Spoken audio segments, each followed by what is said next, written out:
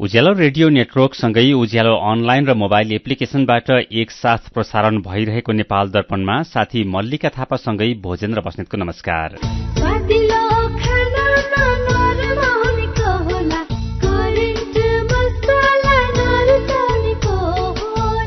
नेपाल दर्पणको साथमा करेन्ट मसला र करेन्ट चिया, स्वादको झट्का। नेपाल दर्पण सुरु गरौं मुख्य खबरका शीर्षकहरूबाट। दलहरूद्वारा समानुपातिक प्रणालीबाट निर्वाचित हुने उम्मेद्वारहरूको नाम सिफारिस। पर्सि सोमबारसम्म समानुपातिक तर्फका सांसदहरू निर्वाचित भएको घोषणा गर्ने आयोगको तयारी। कालीकोटमा डोजर दुर्घटना हुँदा 2 जनाको ज्यान गयो, 3 जना बेपत्ता, 3 जना घाइते।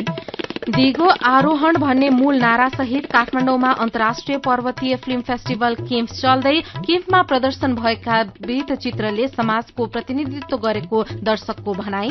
उहाँहरूले बनाउनु भएको हरेक जति पनि विषयवस्तु छ त्यो समाजको हरेक व्यक्तिलाई चाहिँ उहाँहरूले ल्याउनु भएको छ। बंगलादेशमा विपक्षी दलका सांसदद्वारा सामूहिक राजीनामाको घोषणा। बिजुली कटौती र इन्धनको मूल्य वृद्धिका विरूद्ध देशभर प्रदर्शन।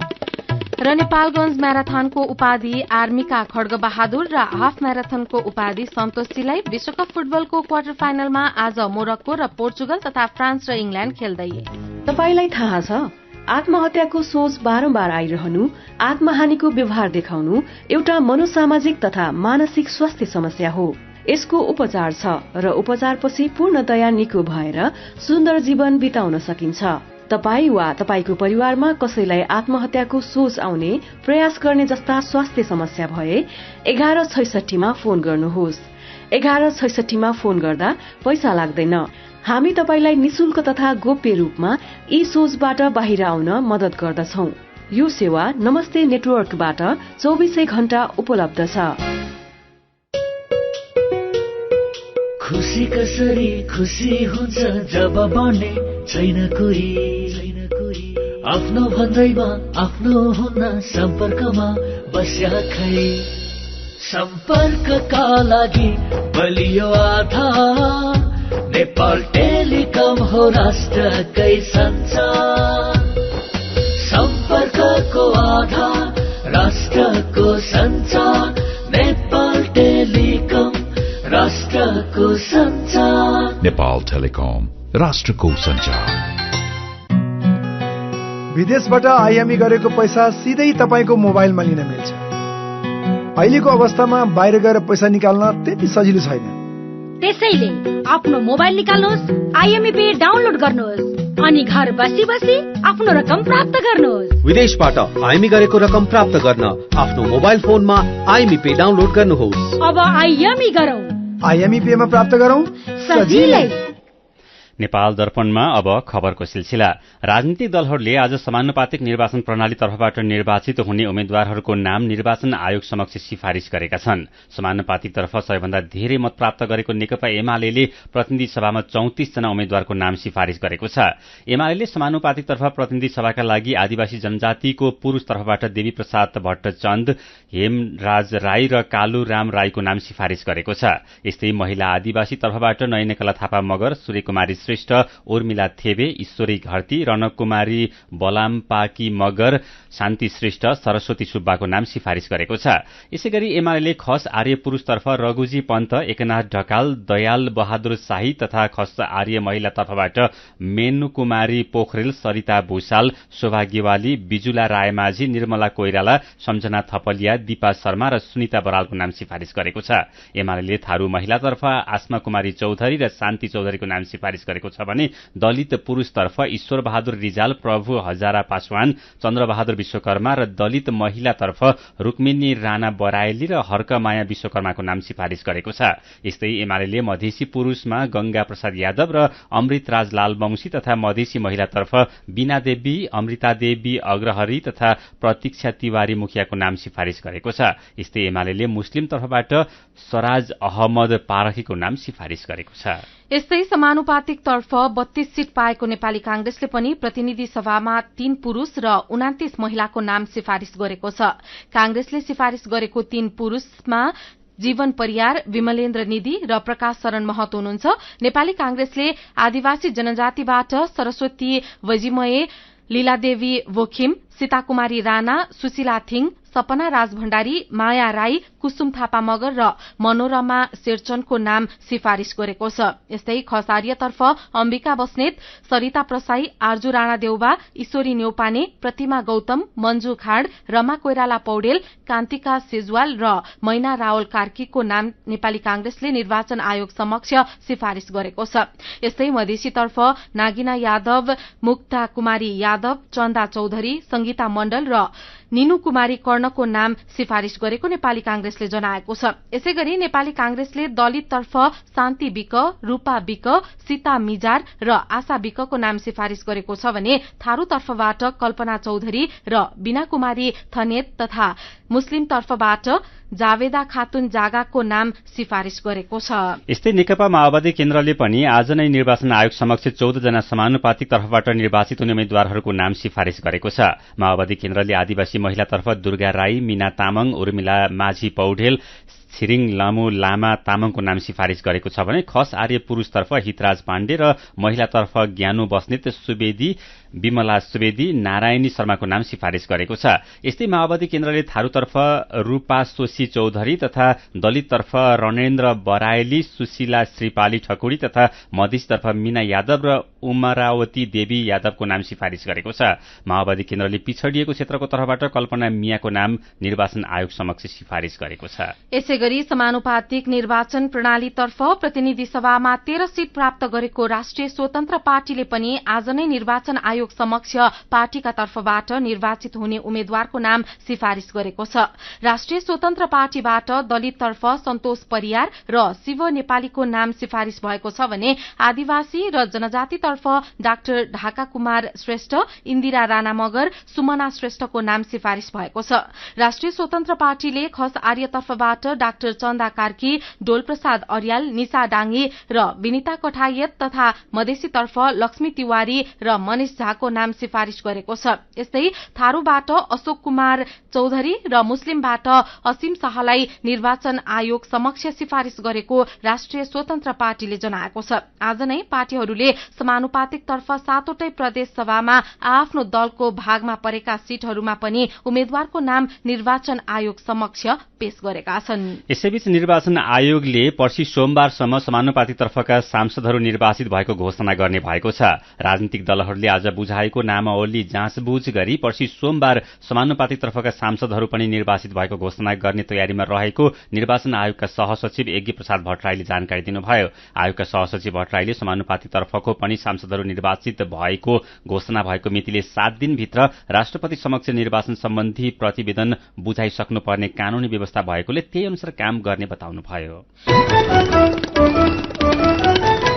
नेकपा एमाले प्रतिनिधि सभा र प्रदेश सभा चुनावमा पार्टी विरोधी गतिविधिमा संलग्न भएको भन्दै घनश्याम भूषाल, प्रभु शाह सहितका नेताहरूलाई पार्टीको साधारण सदस्य समेत नरहने गरी कार्यवाही गरेको छ।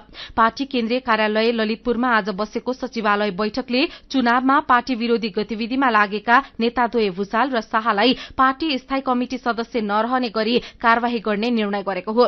त्यसैगरी बैठकले केन्द्रीय कमिटिका सदस्यहरू उपेन्द्र शाह, कुन्दन कुशवाह, रामप्रीत राम, बद्री न्यौपाने, रीता शाह, गंगा चौधरी र टेकबहादुर बलाम्पाकीलाई पनि केन्द्रीय सदस्य नरहने गरी कार्यवाही गरेको पार्टीका उपमहासचिव एवं प्रचार विभाग प्रमुख पृथ्वी सुब्बा गुरूङले जानकारी दिनुभएको छ। एमाले चुनावमा पार्टी विरोधी गतिविधिमा संलग्न भएको भन्दै पार्टीको केन्द्रीय निकायमा रहेका वाङदे शेर्पा, खेम सुवेदी, भक्तबहादुर अधिकारी, लक्ष्मी शाहलाई पनि पार्टीको जिम्मेवारीबाट हटाएको छ। यसैबीच नेकपा माओवादी केन्द्रका अध्यक्ष एवं पूर्व प्रधानमन्त्री पुष्पकमल दाहाल प्रचण्डले सीट संख्याको हिसाबले सानो भए पनि राष्ट्रिय राजनीतिमा माओवादी केन्द्रको भूमिका केन्द्रीय नै रहेको दावी गर्नुभएको छ। पार्टी निकट नेपाल राष्ट्रिय कर्मचारी महासंघले काठमाडौँमा आयोजना गरेको कार्यक्रममा प्रचण्डले राष्ट्रिय राजनीतिमा अहिले पनि पार्टीको भूमिका केन्द्रीय नै रहेकोले त्यसलाई कसैले खोज्न नसक्ने बताउनुभयो। उहाँले राष्ट्रिय राजनीतिमा माओवादीले स्थापित गरेको प्रणाली नै केन्द्रीय रूपमा कायम रहेको पनि उल्लेख गर्नुभयो। अध्यक्ष प्रचण्डले आउँदा दिनका लागि आफूलाई रूपान्तरण गर्ने एउटा प्रतिबद्धता गर्ने पर्ने आवश्यकता रहेकोमा जोड़ दिनुभयो। उहाँले सूचना र प्रविधिको सदुपयोग गरेर अघि बढ्न नसक्दा चुनावमा आफ्नो पार्टीले अपेक्षा गरे अनुसार नतिजा ल्याउन नसकेको पनि बताउनुभयो। पार्टीहरूले संसदीय दलको नेता चयन गरेपछि मात्रै सरकार गठनबारे छलफल हुने प्रचण्डको भनाइ छ। सीधा कुरा प्रष्ट विचार। यो हो उज्यालो रेडियो नेटवर्क नेपाल दर्पणमा मेरो पनि भन्नु छ सँगै खबरको सिलसिला बाँकी नै छ, सुन्दै गर्नुहोला। निक साइमन्स अवार्ड सम्बन्धी सूचना।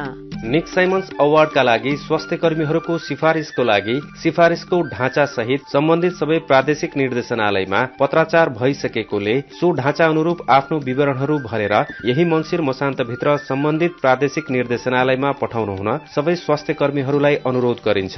सो सम्बन्धी थप जानकारीको लागि फोन नम्बर 9851 66640 वा 9841 48481 मा सम्पर्क गर्न हुन अनुरोध छ। एचआईभी का बारेमा खुलेर कुरा गरौं।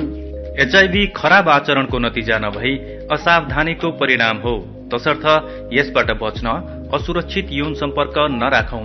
अन्य व्यक्तिले प्रयोग गरेका धारिला औजार जस्तै छुरी, दारी काट्ने ब्लेड प्रयोग नगरौं र रगत चढाउनु पर्ने अवस्था भएमा परीक्षण गरेको रगत मात्र चढाउँ।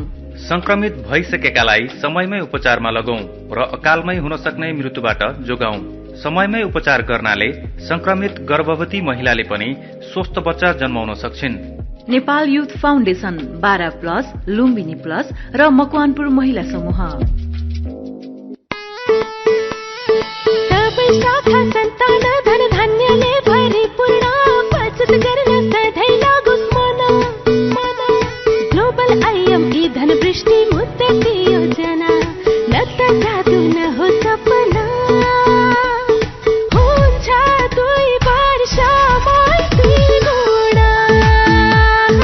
हजुर, ग्लोबल आयामी धनवृष्टि मुद्दती योजना निरन्तर बचत गर्ने बानीलाई प्रोत्साहन गर्दै प्रारम्भिक रकमको 10% त्रैमासिक रूपमा अन्तिम त्रैमास बाहेक जम्मा गर्दा प्रारम्भिक रकमको 2 गुणा 2 वर्षमै प्राप्त गर्न सकिने ग्लोबल आयामी ब्याङ्क, सबैका लागि ब्याङ्क।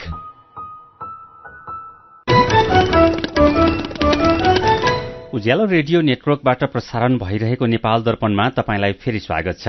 यतिन्जेल हामीले दलहरूद्वारा समानुपातिक प्रणालीबाट निर्वाचित हुने उम्मेद्वारहरूको नाम सिफारिश पर्सि सोमबारसम्म समानुपातिक तर्फका सांसदहरू निर्वाचित भएको घोषणा गर्ने आयोगको तयारी, नेकपा एमाले घनश्याम भूषाल र प्रभु शाह सहितका नेताहरूलाई पार्टीको साधारण सदस्य समेत नरहने गरी कार्यवाही गर्यो लगायतको खबर प्रस्तुत गर्यौं। नेपाल दर्पणमा अब बाँकी खबर। कालीकोटमा डोजर दुर्घटना हुँदा 2 जनाको ज्यान गएको छ। 3 जना बेपत्ता भएका छन् भने 3 जना घाइते भएका छन्।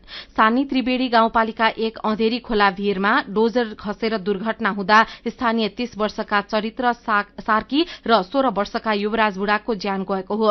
यस्तै चालक अछामका कमल सोडारी, सानी त्रिवेणी गाउँपालिका 1 का 19 वर्षीय उमेश गिरी र 14 वर्षीय रक्तिम कार्की बेपत्ता छन्। घाइते हुनेमा राजकोट नगरपालिका ओडा नम्बर 7 का 22 वर्षका मिलन शाही, खाँडाचक्र नगरपालिका ओडा नम्बर 11 बरातु गाउँका 14 वर्षका आशिष भारती र विकास भारती हुनुहुन्छ। घाइतेहरूको जिल्ला अस्पताल कालीकोटमा उपचार भइरहेको प्रहरीले जनाएको छ। फुकोट कर्णाली जलविद्युत आयोजनाको निर्माणाधीन सुरुङभित्रको पानीको अवस्था जाँच गरी फर्किने क्रममा डोजर दुर्घटना भएको जिल्ला प्रहरी कार्यालय कालीकोटका प्रहरी नायब उपरीक्षक डीएसपी जयश्वर रिमालले जानकारी दिनुभएको छ।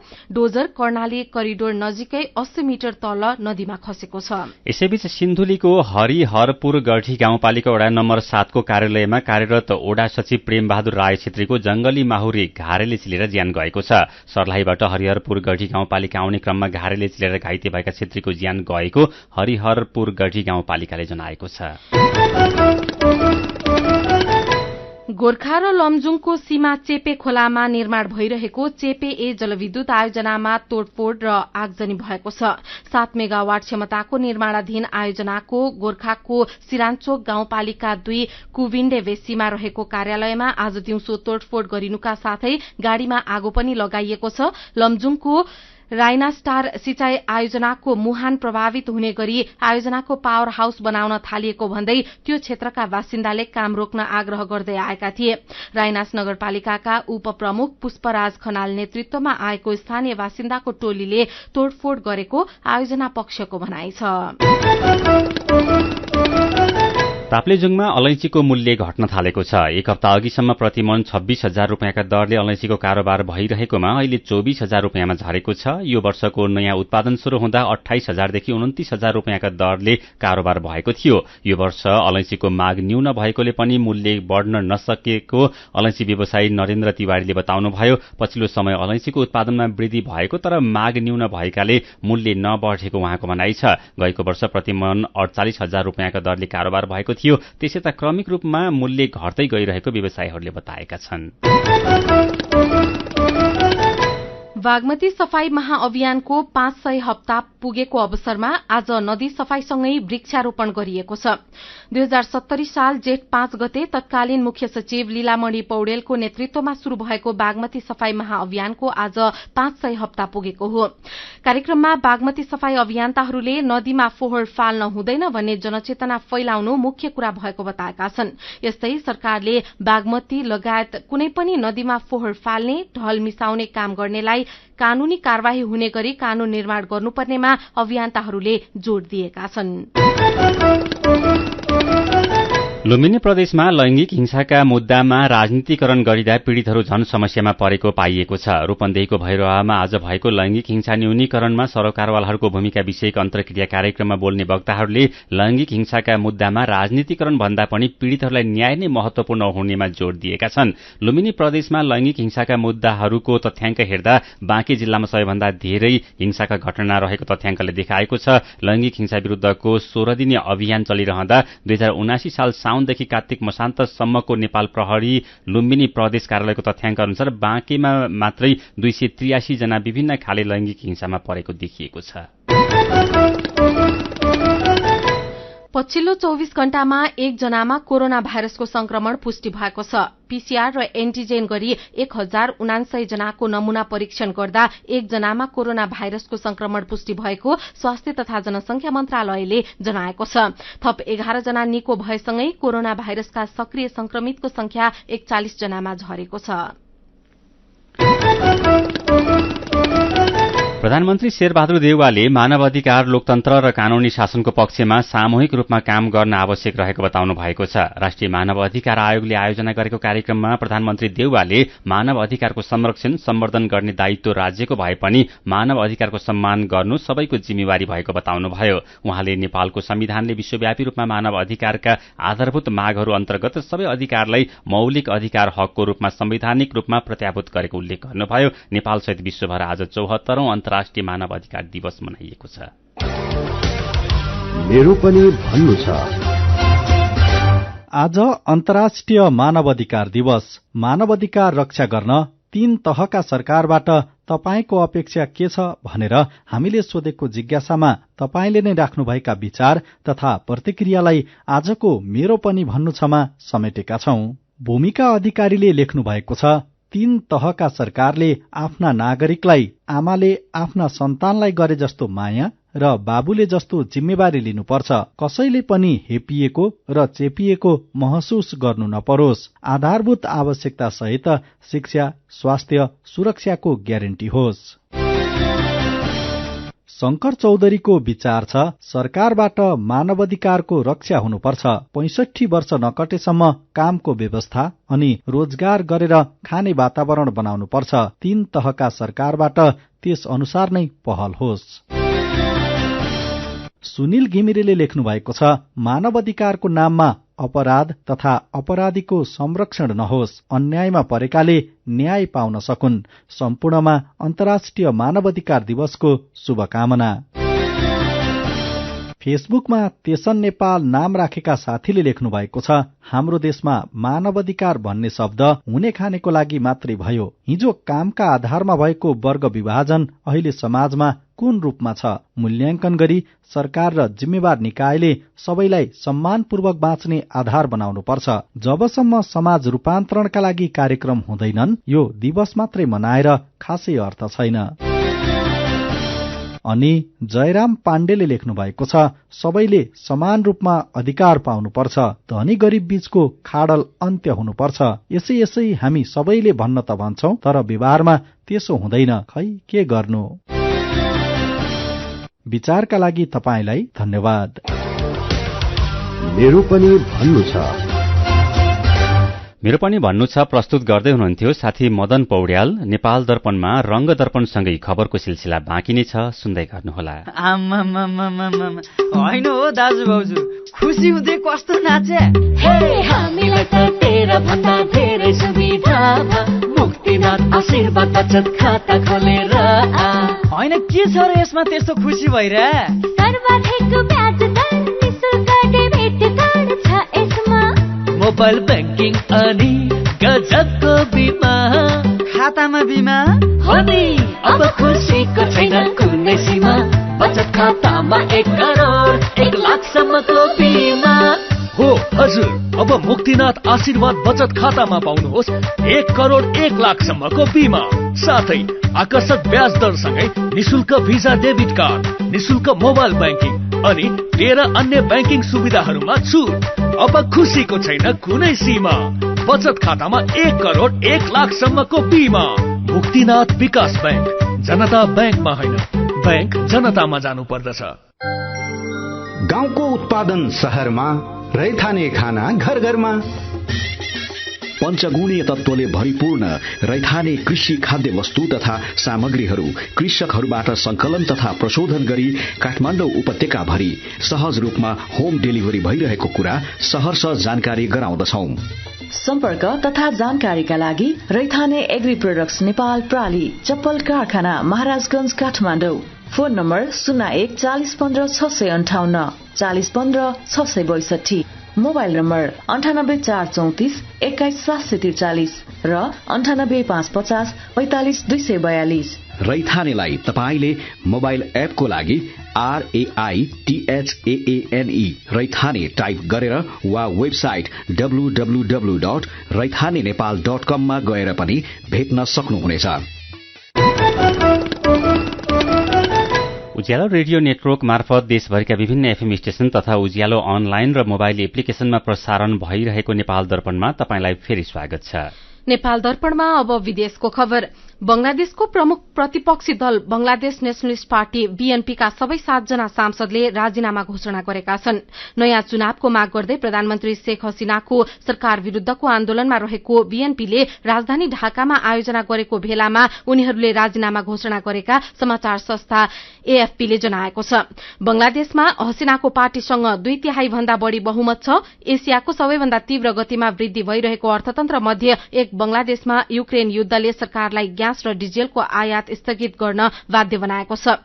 बिजुली कटौती र इन्धनको मूल्य वृद्धिले बंगलादेशमा प्रदर्शनहरू भइरहेका छन्। बंगलादेशी मुद्रा टाका 25% सम्म अवमूल्यन भएको छ, जसले खाद्यान्न आयातको लागत बढ़ाएको छ र गरीब र निम्न मध्यम वर्गका मानिसहरूलाई असर पारेको छ। विपक्षीहरूले देशभर विरोध प्रदर्शन गरिरहेका छन्। प्रधानमन्त्री हसीनाले आफ्नो राजीनामा र काम चलाउ सरकारको नेतृत्वमा चुनावको मागलाई अस्वीकार गर्नुभएको छ।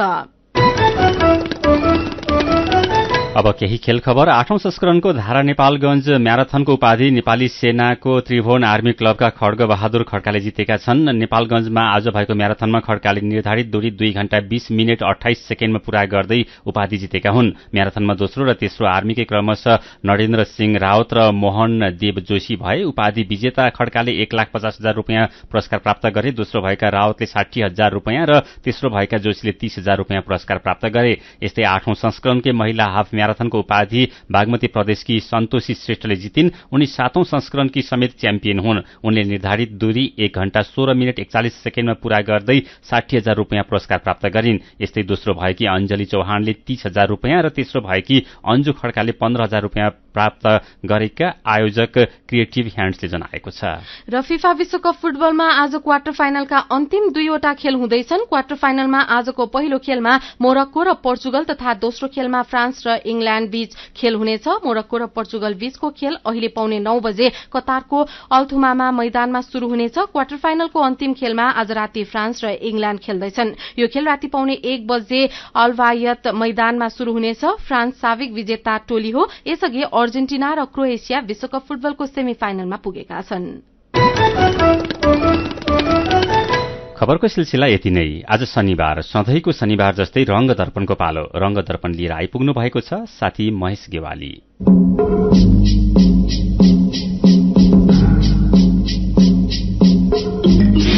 आजको रंग दर्पण काठमाडौँ अन्तर्राष्ट्रिय पर्वतीय फिल्म फेस्टिभल किम्फमा केन्द्रित छ।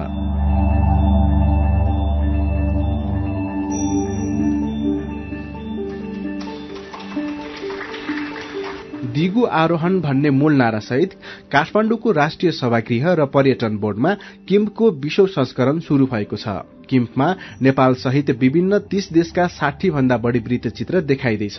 वृत्तचित्र प्रेरणादायी, ज्ञानवर्धक तथा सामाजिक रीतिथिति र संस्कृतिको प्रतिनिधित्व गर्ने खालका छन्।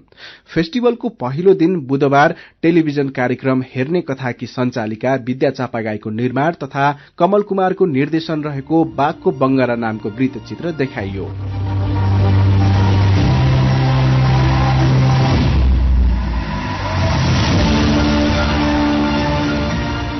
यो वृत्तचित्रले जाजरकोटको उत्तरी भेग बारेकोटका बासिन्दाले अप्ठ्यारो भिरमा चढेर भिरमौरीको मह काट्ने कथा समेटेको छ। यो वृत्तचित्रले मनोरञ्जनसँगै स्थानीय बासिन्दाले जीविकोपार्जनको लागि भिरमौरीको मह काट्दा गर्नु परेको संघर्ष पनि देखाएको छ। निर्माता विद्या चापागाई कुनै पनि काम चाहिँ परबाट हेर्दाखेरि हामीलाई सजिलो लाग्छ होला, तर त्यो कति कठिन रहेछ भन्ने कुरा चाहिँ उनीहरूको यात्रामा आफै सामेल भइसकेपछि मात्रै थाहा हुने रहेछ भनेर हामीलाई अनुभव भएको कुरा मात्रै हो। अब हामीलाई कथाले डोहोर्याएर भिरसम्म पुर्याएको छ हैन, अनि त्यो भिरसम्मको यात्रा चाहिँ कस्तो छ भन्ने नै यो फिल्म हो के। भिरपाखामा वृत्तचित्र बनाउन जानु सजिलो हुँदैन। बाघको बंगरा नामको वृत्तचित्र बनाउँदाको अनुभव सम्झँदै निर्देशक कमल कुमार भिरमौरीको कथा भनेपछि त्यो कथा गर्न के सामान चाहिन्छ, के तयारी गरेर जानुपर्छ भन्ने कुरो त हामीले सोचेनौं नि। अनि एकछिन चाहिँ रमाइलो भयो, सजिलो बाटो। त्यसपछि जब हाम्रो यात्रा चाहिँ बाटै नभएको ठाउँमा पुग्यो, अप्ठ्यारो भिरहरूमा, त्यो भिरको आधाउधी पुगिसक्दा चाहिँ अगाडि बढ्ने कि पछाडि फर्किने जस्तो त्यो हुन्छ नि, एकदम दोधार दोमन चाहिँ पुरै यात्राभरि नै भइरह्यो। र अब उहाँहरूको यात्रा एउटा बाहिरी मान्छेले गर्दाखेरि कस्तो हुँदो रहेछ भन्ने कुरो पनि देखिन्छ।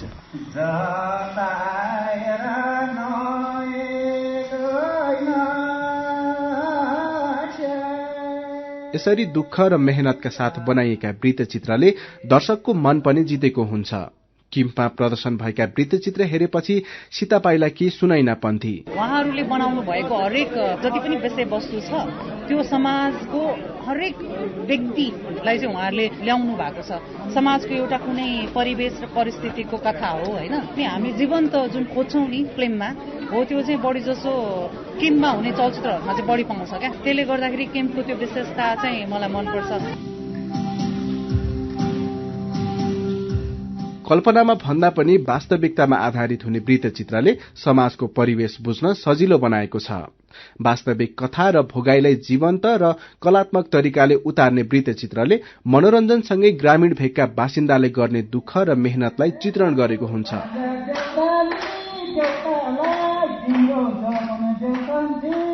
किम्फमा प्रदर्शन भएको वृत्तचित्रमा निर्माताको साहस र सृजना मिसिएको हुन्छ भन्नुहुन्छ कलाकार उषा रजक। मुटु नै ढुकढुक भयो, उहाँहरू कसरी त्यसरी जानु हुँदो रहेछ भनेर जाजरकोटको बासिन्दाहरूसँग आज एक कदम अझ निकट भइयो। प्रस्तुत गर्ने ढंग एकदमै राम्रो र एकदमै जति जटिल थियो त्यति नै जटिल किसिमले देखाउनु भएको थियो र रियालिटीसँग एकदमै नजिक हुन पाइयो। फेस्टिभलमा विदेशका चलचित्र पनि प्रदर्शनमा छन्। बलिउड निर्देशक प्रकाश शाह अभिनीत तथा एम गिनी निर्देशित फिल्म मट्टो की साइकल नामको चलचित्रमा एउटा मजदूरले आफ्नो परिवारको जीविकोपार्जनका लागि गर्नु परेको संघर्ष र त्यसको लागि आफ्नो पुरानो साइकलमा भर पर्नु परेको कथा देखाउन खोजिएको छ। वृत्तचित्रमा गाउँमा गुणस्तरीय शिक्षा, स्वास्थ्यसँगै बिजुलीको अभाव लगायतका सामाजिक समस्याको पनि चित्रण गरिएको छ। भारतीय वृत्तचित्र हेरेपछि नेपाली गाउँ परिवेशसँग मिल्दोजुल्दो लागेको बताउनुहुन्छ दिल्ली बजारकी मुना थापा। पारिवारिक समस्यासँग सम्बन्धित मिल्दोजुल्दो खालको रहेछ। गाउँको घटनाहरूलाई आधार मानेर फिल्म बनाएको छ। शिक्षा, स्वास्थ्य, खानेपानी यस्तो समस्याहरूलाई आधारित बनाएर बनाएको छ। धेरै नै मन पर्यो मलाई फिल्म।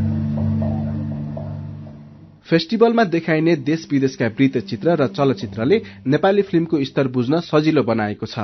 यस्तै महोत्सव मार्फत नेपाली चलचित्रलाई पनि अन्तर्राष्ट्रिय स्तरमा चिनाउन र प्रचार गर्न सजिलो भएको छ।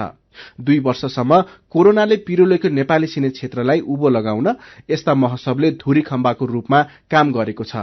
यसलाई निरन्तरता दिन सकेमा महोत्सव मार्फत नेपाली समाज र संस्कृतिलाई विश्वमा चिनाउन र विश्वका संस्कृतिलाई नेपालमा बुझाउन समेत सजिलो हुन्छ भन्नुहुन्छ किम्फका संयोजक बसन्त थापा। यसले धेरै वैकल्पिक धारका भनेर चिनिएका सिनेकर्मीहरू या फिल्म निर्माताहरू उनीहरूलाई चाहिँ चिनाउने काम गरेको छ। फेरि यहाँबाट बाटो बन्छ, अन्तर्राष्ट्रिय अरू फिल्म फेस्टिभलमा जाने बाटो बन्छ। त्यसबाहेक अब यहाँ विदेशबाट पनि मान्छेहरू आएका छन्, एकअर्काबाट सिक्ने, एकअर्काको विचार आइडियाजहरू लिने दिने त्यो ठाउँ हो।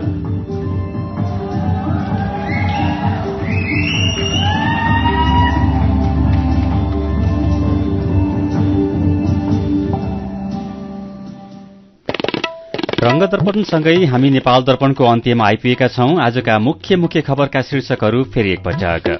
दलहरूद्वारा समानुपातिक प्रणालीबाट निर्वाचित हुने उम्मेद्वारहरूको नाम सिफारिस। पर्सि सोमबारसम्म समानुपातिक तर्फका सांसदहरू निर्वाचित भएको घोषणा गर्ने आयोगको तयारी। कालीकोटमा डोजर दुर्घटना हुँदा 2 जनाको ज्यान गयो, 3 जना बेपत्ता, 3 जना घाइते।